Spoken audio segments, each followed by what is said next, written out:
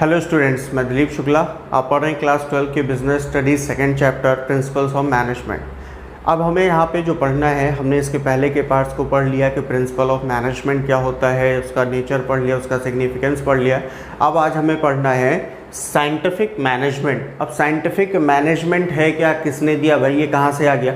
तो scientific management को दिया था किसने? एफ.डब्ल्यू. टेलर ने। एफ.डब्ल्यू. टेलर कौन थे? एक अमेरिकन मैकेनिकल इंजीनियर थे, जिन्होंने अपने वर्किंग टाइम में जब ये काम कर रहे थे जहाँ पे, वहाँ पे इन्होंने देखा कि बहुत सारी ऐसी चीज़ें हैं जिसमें कोई साइंटिफिकली चेंज करने की ज़रूरत है, जिससे ऑर्गेनाइजेशन के गोल को अच्छे से अचीव किया जा सके। तो इनका ये मानना था कि किसी भी बिजनेस एक्टिविटीज़ को हैंडल करने के लिए trial hit and trial method नहीं होना चाहिए। वहाँ पे किसी भी डिसीज़न को लेने से पहले, या हम कह सकते हैं कि सबसे बेहतर तरीका ढूंढने के लिए सबसे पहले उसको साइंटिफिकली एनालाइज करना चाहिए कोई भी डिसीज़न लेने से पहले, जिससे कि हमें वो सबसे बेहतर तरीका मिल सके, बेहतर रास्ता मिल सके, बेस्ट वे मिले, जिससे हम अपने गोल को अचीव कर सकें। तो सबसे पहले हम बात करते हैं कि साइंटिफिक मैनेजमेंट है क्या। अब मैनेजमेंट में साइंस को जोड़ दो, हो गया साइंटिफिक मैनेजमेंट। मतलब मैनेजमेंट में जहाँ पे साइंस का यूज़ किया जाए, उसके थ्रू अगर कोई मैनेजमेंट बना तो वो क्या है, हमारा साइंटिफिक मैनेजमेंट है। और साइंटिफिक मैनेजमेंट क्या दिया? Application of science for each and every element of management. Management के हर एलिमेंट्स पे, ठीक है, हर जगह अगर हम साइंस को अप्लाई करते हैं तो वो क्या होगा? Scientific management. तो अब देखते हैं कि साइंटिफिक मैनेजमेंट क्या है। 4 इन्होंने दिया है प्रिंसिपल इसके लिए, साइंटिफिक मैनेजमेंट के लिए। और पहला इनका जो है, science not rule of thumb. Science not rule of thumb मतलब according to this principle there should be scientific study and analysis of each element of a job।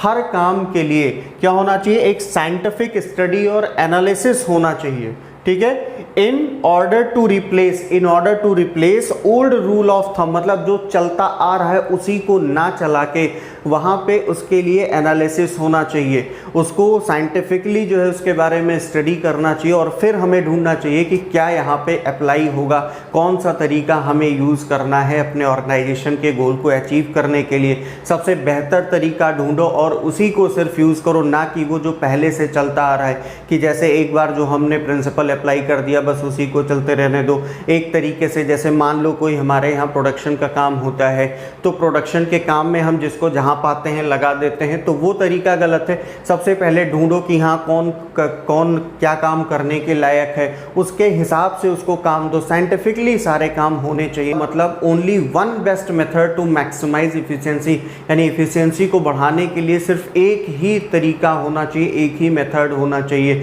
जिसको हम बार बार एक्सपेरिमेंट करके पता करेंगे, ठीक है, एनालाइज करेंगे, उसके बारे में स्टडी करेंगे, और फिर हम जानेंगे कि कौन सा तरीका यहाँ पे बेस्ट है, कौन सा तरीका यूज़ करना चाहिए जिससे एफिशिएंसी क्या हो, मैक्सिमाइज हो सके।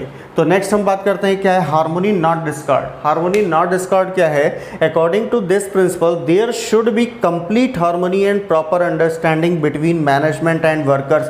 यानी मैनेजमेंट और वर्कर्स के बीच में कोई भी ऐसा नहीं होना चाहिए, निगेटिविटी नहीं होनी चाहिए, ठीक है। वो आपस में मिलके काम करें, उनका जो गोल होना चाहिए वो एक होना चाहिए। ऐसा नहीं कि एक का गोल कुछ और है, दूसरे का गोल और है। उनका गोल एक होना चाहिए और उस गोल का डायरेक्शन भी एक होना चाहिए, तभी यहाँ पे ये सक्सेसफुल होगा, जिससे हम अपने ऑर्गेनाइजेशन के गोल को अचीव कर पाएंगे। And workers and they should work together for organizational goal. Organizational goal के लिए उनको एक साथ काम करना चाहिए। यानी यहाँ पे क्या ज़रूरत है, यहाँ पे एफ.डब्ल्यू. टेलर ने क्या कहा कि हार्मोनी नॉट डिस्कार्ड में उनको अपना मेंटर रिवोल्यूशन करना होगा। जो एम्प्लॉइज़ हैं, वर्कर्स हैं, और जो मैनेजर्स हैं, मैनेजमेंट है, उनके बीच में मेंटर रिवोल्यूशन होना चाहिए, यानी मानसिकता उनकी चेंज होनी चाहिए, ठीक है। दोनों एक दूसरे के प्रति जो उनका एटीट्यूड है, निगेटिव एटीट्यूड है, ठीक है, जो अपोजिशन है, इनिमिटी है, ठीक है, एक दूसरे के प्रति, वो ख़त्म होना चाहिए, उसमें हार्मोनी होनी चाहिए। And should have positive feeling for each other, और एक दूसरे के लिए क्या होना चाहिए? पॉजिटिव फीलिंग होनी चाहिए, ठीक है। ऐसा नहीं कि हाँ वो भाई सीनियर है, वो मैनेजर है, हम वर्कर है, एम्प्लॉई है, तो एक दूसरे से कोई जेलिस वगैरह यहाँ पे बिल्कुल भी नहीं होना चाहिए। हमें यहाँ पे अपने ऑर्गेनाइजेशन के गोल को अचीव करना है, तो हमारा गोल और डायरेक्शन एक होना चाहिए, आपस में म्यूचुअल अंडरस्टैंडिंग भी होनी चाहिए। और नेक्स्ट अगर हम बात करें कोऑपरेशन नॉट इंडिविजुअलिज्म, तो ये हमारा इसका एक्सटेंशन है। हार्मोनी नॉट डिस्कॉर्डेट का क्या है, एक्सटेंशन होता है कोऑपरेशन नॉट इंडिविजुअलिज्म। मतलब कि यहाँ पे जो इनके बीच में कंपटीशन था वो अब किस में चेंज होना चाहिए, कॉपरेशन में चेंज होना चाहिए। आपस में कंपटीशन करते थे जो, वो कंपटीशन नहीं होना चाहिए, अब वो एक साथ मिल के काम करें, एक दूसरे को कॉपरेट करके आगे बढ़ें। There should be cooperation between management and workers, management और वर्कर्स के बीच में क्या होना चाहिए, कॉपरेशन होना चाहिए instead of individualism. Competition should be replaced by cooperation, competition किस में बदलना चाहिए, कॉपरेशन में बदलना चाहिए। Management should take worker into confidence before making any important decision, कोई भी इंपॉर्टेंट डिसीजन लेने से पहले मैनेजमेंट को क्या चाहिए कि वर्कर्स को कॉन्फिडेंस मिले, और वहीं पे वर्कर्स को क्या चाहिए कि वो कोई भी अनरीजनेबल डिमांड ना करें, स्ट्राइक पे बेवजह ना जाएं, ठीक है, यानी कि जो ऑपरेशंस है उसको वो जो है बार बार डिस्टर्ब ना करें, ठीक है, एक साथ मिलके म्यूचुअल अंडरस्टैंडिंग के साथ काम करना चाहिए। फिर लास्ट क्या है, development of workers to their greatest efficiency and prosperity, मतलब कि यहाँ पे जो भी अपॉइंटमेंट होना चाहिए या सिलेक्शन होना चाहिए, ठीक है, वर्कर्स का या जिनका भी सिलेक्शन किया जा रहा है वो साइंटिफिकली सिलेक्शन होना चाहिए। और उसके बाद जब उनको जॉब असाइन किया जाए, जब उनको काम दिया जाए, तो उनका जो मेंटल, फिजिकल और इंटेलेक्चुअल कैपेबिलिटी है उसके हिसाब से उनको वर्क देना चाहिए, ठीक है। Provide scientific training, time to time उनको साइंटिफिक ट्रेनिंग देना चाहिए, जिससे कि वो आज के टाइम का जो डायनामिक सिचुएशन है उसके साथ मिलके काम कर सके। To ensure their greatest efficiency, उनके ग्रेटेस्ट इफिशिएंसी को इंश्योर करना है और प्रॉस्पेरिटी को इंश्योर करना है कंपनी और वर्कर्स दोनों के लिए। तो ये हमारा था साइंटिफिक प्रिंसिपल ऑफ मैनेजमेंट। अब हम बात करते हैं अपने नेक्स्ट पॉइंट की कि एफ.डब्ल्यू. टेलर ने सिर्फ साइंटिफिक प्रिंसिपल ऑफ मैनेजमेंट ही नहीं दिए, उसके लिए कुछ टेक्निक भी दिए हैं। अब वो टेक्निक क्या है वो देखते हैं। तो सबसे पहले यहाँ पे हमारा आता है फंक्शनल फोरमैनशिप। अब फंक्शनल फोरमैनशिप क्या होता है कि इस टेक्निक के अकॉर्डिंग कोई भी काम है तो वो किसी एक आदमी के ऊपर मत डाल दो कि सारा का सारा काम उसी को करना पड़े। तो जब सारा काम उसको करना पड़ेगा तब तो वो कुछ कर ही नहीं पाएगा। तो इसके लिए क्या किया कि यहाँ पे काम को 4-4 लोगों में डिवाइड कर दिया गया, ठीक है। अब मेनली जो एफ.डब्ल्यू. टेलर थे उनका जो भी प्रिंसिपल है वो फैक्ट्री से रिलेटेड है, तो फैक्ट्री पे ही इनका टेक्निक भी दिया गया है। तो वो टेक्निक इन्होंने क्या दिया कि आप फैक्ट्री को में 2 पार्ट, जो फैक्ट्री से रिलेटेड काम है 2 पार्ट में डिवाइड कर दो। एक कर दो प्लानिंग इंचार्ज बना दो और एक बना दो प्रोडक्शन इंचार्ज, ठीक है। अब प्लानिंग इंचार्ज में भी 4 लोगों को रखो और प्रोडक्शन इंचार्ज में भी 4 लोगों को रखो। अब इसमें करना क्या है, काम कैसे डिवाइड किया गया। सबसे पहले जो इंस्ट्रक्शनल कार्ड क्लर्क है ये क्या करता है, जो भी प्लान एग्जीक्यूट किया गया है, जिस तरीके से हमें जो है प्रोडक्शन करना है, क्या करना है, कैसे करना है, उसका इंस्ट्रक्शन पास करता है किसको, वर्कर को। फिर इसके बाद है रूट क्लर्क, ठीक। अब जो भी प्लान एग्जीक्यूट किया गया है उस प्लान को ये बताता है, ठीक है, कि क्या प्लान होगा, कैसे हमें प्रोडक्शन करना है, उसका इंस्ट्रक्शन कौन देगा, इंस्ट्रक्शन क्लर्क, कार्ड क्लर्क देगा। फिर टाइम एंड कॉस्ट क्लर्क है। अब टाइम एंड कॉस्ट क्लर्क का काम क्या होगा कि वो टाइम फाइंड करना कि कितने टाइम में कोई काम होता है और उसका कॉस्ट कितना होगा। और डिसिप्लिनेरियर का काम क्या होगा कि ये डिसिप्लिन को फैक्ट्री में मेंटेन रखेगा कि डिसिप्लिन बना रहे, जिससे काम स्मूथली होता रहे। दूसरा जो प्रोडक्शन इंचार्ज है, प्रोडक्शन इंचार्ज में सबसे पहले गैंग बॉस होगा। अब गैंग बॉस का काम क्या होगा कि जो भी फैक्ट्री में टूल्स हैं या जो मशीनरीज है, ठीक है, उसको ऑपरेशन के लिए रेडी रखे, कि काम करने के लिए वो रेडी रहे। दूसरा है स्पीड बॉस। स्पीड बॉस का काम क्या होगा कि वो ये देखेगा कि कोई भी काम टाइम पे सही तरीके से हो रहा है या नहीं हो रहा है, करेक्ट हो रहा है या नहीं हो रहा है। दूसरा रिपेयर बॉस।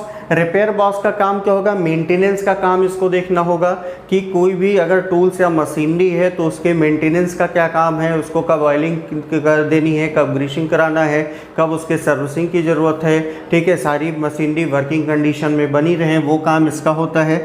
और फाइनली इंस्पेक्टर का काम होता है इंस्पेक्ट करना, चेक करना कि जो लोग काम कर रहे हैं, वर्कमैन जो काम कर रहे हैं वो सही तरीके से कर रहे हैं या नहीं कर रहे हैं, अगर कोई प्रॉब्लम हो रही है तो वो क्या प्रॉब्लम हो रही है, ये काम होता है इंस्पेक्टर का।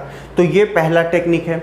दूसरा क्या दिया है, standardisation and specialisation of work, मतलब कोई भी अगर काम है तो वो एक स्टैंडर्ड तरीके से होना चाहिए।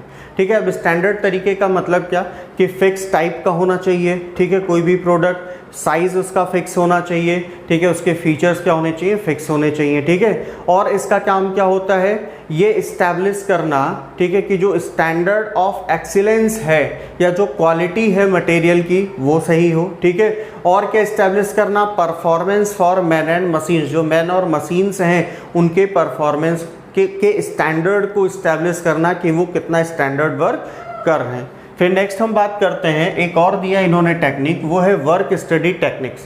अब वर्क स्टडी टेक्निक्स में क्या आता है, सबसे पहले आता है मेथड स्टडी। मेथड स्टडी का काम क्या होता है, ये फाइंड करना कि कौन सा सबसे बेहतर तरीका होगा किसी भी एक काम को पूरा करने के लिए। ठीक है, अब वो काम कोई भी हो सकता है। जैसे हम एग्जांपल के लिए ले लें कि अगर हमारा प्रोडक्शन का काम है तो प्रोडक्शन के काम में जब रॉ मटेरियल खरीदने से लेकर के और जो फिनिश गुड्स है उसको जो कस्टमर तक पहुंचाने तक का काम किस में आता है, मेथड में आता है, मेथड स्टडी में। अब इसमें क्या क्या आ सकता है कि रॉ मटेरियल का परचेज करना, ठीक है, फिर उसको फिनिश गुड्स में कन्वर्ट करना, प्रोडक्शन करना, उसे उसकी पैकिंग करना, कस्टमर को डिलीवर करना, ये सब किसके पार्ट होते हैं, मेथड स्टडी की। ये सब क्या है, एक मेथड है किसी भी काम को करने का। फिर इसके बाद क्या है, मोशन स्टडी। अब मोशन स्टडी का काम क्या होता है कि उन एलिमेंट्स को फाइंड करना जो अननेसेसरी हैं, जिनकी वजह से टाइम बर्बाद हो रहा है या जिनकी वजह से हमारे काम में कोई भी प्रॉब्लम आ रही है। जैसे अगर हम बात करें कि अगर हमें कहीं पे कंस्ट्रक्शन वर्क चल रहा है और वहाँ पे जैसे हम जो सीमेंट वगैरह यूज़ करते हैं 100 यूनिट की ज़रूरत है, तो 100 यूनिट के बजाय हम 200 लेके जाते हैं और 200 ले जाने के बाद फिर हम 100 यूनिट वापस लाते हैं। तो वहाँ पे क्या हो रहा है, वेस्टेज ऑफ टाइम हो रहा है। या हमको 100 यूनिट की ज़रूरत है, हम 50 यूनिट लेके जा रहे हैं, फिर आ रहे हैं 50 यूनिट लेके जा रहे हैं। तो यहाँ पे क्या हो रहा है, अननेसेसरी वर्क, मतलब जो अननेसेसरी वर्क है जिसका कोई काम नहीं, जिसका किसी से कोई मतलब नहीं है, ठीक है, उन चीज़ों को यहाँ पे एलिमिनेट करने का काम किया जाता है, उनको हटाया जाता है, जिससे जो हमारा वर्क है, जो हमारा रिसोर्सेज हैं वो फुल्ली यूटिलाइज हो, सही तरीके से यूटिलाइज हो और उनकी इफ़िशियंसी को हम अच्छी तरीके से यूज़ कर सकें। फिर नेक्स्ट हमारा आता है टाइम स्टडी। टाइम स्टडी का मतलब कि वो स्टैंडर्ड टाइम डिटरमाइन करना कि ठीक है, जितने में किसी एक पर्टिकुलर जॉब को किया जा सकता है, पर्टिकुलर काम को किया जा सकता है। जैसे किसी एक ही काम को हम बार बार करते हैं तो हम ये देखते हैं कि हर बार कितना टाइम लगा, कभी 10 मिनट लगा, कभी 12 मिनट लगा, कभी 9 मिनट लगा, कभी 8 मिनट लगा।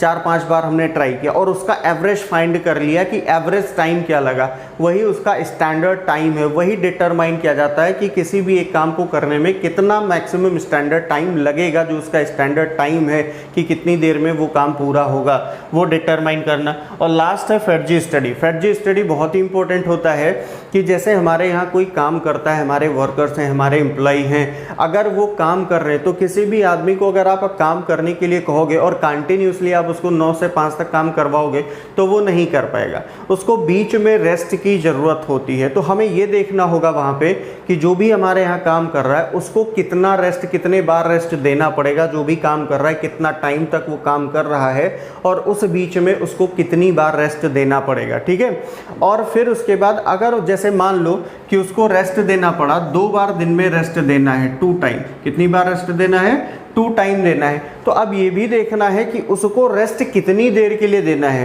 क्योंकि कम टाइम के लिए दोगे तो वो उसका रेस्ट ठीक से हो नहीं पाएगा, आराम कर नहीं पाएगा। ज़्यादा टाइम के लिए दोगे तो दोबारा उसका काम करने का मन नहीं करेगा। तो हमें ये भी डिसाइड करना होगा कि कितने टाइम के लिए उसको हमें जो है रेस्ट देना है। तो हम मान लेते हैं कि 2 बार अगर हम दिन में रेस्ट दे रहे हैं तो इसको कितना 20-20 मिनट का रेस्ट चाहिए, 20 मिनट का चाहिए। अब ये देखेंगे कि फ्रीक्वेंसी कितनी होगी। फ्रीक्वेंसी मतलब कि 2 बार देना है, रेस्ट 2 बार देना है और रेस्ट का टाइम क्या होगा, 20 मिनट का होगा, लेकिन वो कितने टाइम पीरियड के बाद देना है। 2 घंटे बाद, 4 घंटे बाद, 6 घंटे बाद, 7 घंटे बाद, जैसे स्कूल में आप लोग पढ़ते हो ना, तो आप लोग को बीच में लंच ब्रेक दिया जाता है, 4 पीरियड के बाद लंच ब्रेक और फिर 4 पीरियड के बाद छुट्टी, घर जाओ। तो इस तरीके से उसकी फ्रीक्वेंसी देखनी है कि कितने टाइम पे देना है। जैसे अगर उससे 9 से 5 काम लिया जाता है तो 8 घंटे का काम हो गया, तो ये देखा गया कि हर 4 घंटे पे या हर इसको जो है 3 घंटे पे रेस्ट दे देना चाहिए या हर 2 घंटे पे देना चाहिए, ठीक है। तो 2 घंटे 3 घंटे जो भी डिसाइड किया, 2 बार देना है तो 4-4 घंटे पे इसको रेस्ट देना है, ठीक है। तो इसको कितनी बार, हम मान लेते हैं कि 3 आवर पे रेस्ट देना, तो फ्रीक्वेंसी कितनी हो गई, 3 आवर पे उसको 20 मिनट का रेस्ट देना है और दिन में कितनी बार देना है, 2 बार। तो ये FATG स्टडी होता है। फिर लास्ट अगर हम बात करें डिफरेंशियल पीस वेज सिस्टम, तो जो हमारे यहाँ वर्कर हैं तो कुछ इफ़िशियंट होंगे वर्कर और कुछ इनएफिशिएंट होंगे, यानी कुछ लोग ऐसे होंगे कि बहुत अच्छा और बहुत जल्दी काम करते हैं और कुछ लोग ऐसे होते हैं कि जो बहुत अच्छा काम भी नहीं करते और बहुत स्लो काम करते हैं, बहुत धीमे काम करते हैं, धीरे काम कर रहे हैं। तो उनके बीच में डिफरेंस रखना भी बहुत ज़रूरी है, ठीक है। नहीं तो उनको मोटिवेशन कैसे मिलेगा, भाई जो अच्छा काम कर रहा है उसको भी आप उतना ही पैसा दे रहे हो, जो अच्छा काम नहीं कर रहा आप उसको भी उतना पैसा दे रहे हो, तो दोनों में डिफरेंस क्या रह गया, एक तो जो अच्छा काम कर रहा है वो तो डिमोटिवेट हो जाएगा। तो इसके लिए एक तरीका ढूंढा गया कि इसमें किया क्या जाए कि जैसे मान लो यूनिट का प्रोडक्शन करना है, तो बता दिया गया कि आप एक दिन में आपको 10 यूनिट्स का प्रोडक्शन मिनिमम करना, ये स्टैंडर्ड है, ठीक है, स्टैंडर्ड आउटपुट है। तो अगर ये स्टैंडर्ड आउटपुट है तो अगर आप 10 यूनिट तक का प्रोडक्शन करोगे, ये स्टैंडर्ड यूनिट मतलब हमें पता है कि दिन में इतना प्रोडक्शन हो सकता है, आउटपुट कोई एक पर्सन दे सकता है, तो वहाँ पे आपको जो रेट मिलेगा at the rate of 10 rupees per unit मिलेगा, ठीक है। 100 रुपीज़ कर दें, 10 बहुत कम लग रहा है, 100 रुपीज़ पर यूनिट मिलेगा। लेकिन अगर आपने इससे कम काम किया, इससे कम काम किया, या हम यहाँ पे रख दें, हाँ 100 रुपीज़ पर यूनिट है, लेकिन अगर आपने इससे कम काम किया तो आपका जो वेज रेट होगा वो 90 रुपीज़ पर यूनिट हो जाएगा, अगर आपने 10 यूनिट से कम का आउटपुट दिया तो। और अगर आपने इससे ज़्यादा का प्रोडक्शन किया तो आपको 110 रुपीज़ पर यूनिट के रेट से पेमेंट किया जाएगा। तो यहाँ पे अगर हम देखेंगे कि अगर वो 10 यूनिट का प्रोडक्शन करेगा, आउटपुट देगा, तो उसे 1000 रुपीज़ मिलेगा। अगर वो मान लो 8 यूनिट का प्रोडक्शन करेगा तो 8 9 720 मिलेगा, ठीक है। और अगर वो 110 का देगा तो इसको कितना मिलेगा, 1100 रुपीज़ मिलेगा। तो इसका फ़ायदा क्या होगा कि हर आदमी क्या चाहता है, किसके लिए काम करता है, पैसे के लिए काम करता है, तो वो और मोटिवेट होगा कि भाई हम और अच्छे से काम करेंगे। भाई उसको पहले कम काम कर रहा था 720 रुपये मिले, दूसरे ने पूरा काम किया 1000 रुपये मिले, ठीक। तो अगर वो ये देखेगा कि हाँ जो पूरा काम कर ले रहा है उसको हमसे ज़्यादा पैसा मिला, तो वो भी इंकरेज होगा, अपनी इफिशिएंसी को बढ़ाएगा, मोटिवेट होगा और काम अच्छे से करेगा। और फिर जिसको बराबर 1000 मिला है वो भी ये सोचेगा भाई मैं थोड़ा सा अगर ज़्यादा काम करूँगा और अच्छे तरीके से करूँगा तो हमको ज़्यादा पैसा मिलेगा। तो यहाँ पे मोटिवेट होंगे, जो वर्कर हैं वो भी मोटिवेट होंगे और वहाँ पे ऑर्गेनाइजेशन का भी बेनिफिट होगा, क्योंकि कम टाइम में उनको ज़्यादा आउटपुट मिलेगा। तो ये हमारा था आज का टॉपिक, जिसमें हमने क्या पढ़ा, ठीक है, साइंटिफिक जो प्रिंसिपल्स है मैनेजमेंट के वो हमने पढ़ा, और जो FW टेलर ने प्रिंसिपल दिए और उसके बाद जो टेक्निक दिया उसके बारे में हमने आज पढ़ा। अब नेक्स्ट वीडियो में हम पढ़ेंगे हेनरी फ्यूल्स के बारे में और उन्होंने जो प्रिंसिपल्स दिए उसके बारे में हम पढ़ेंगे।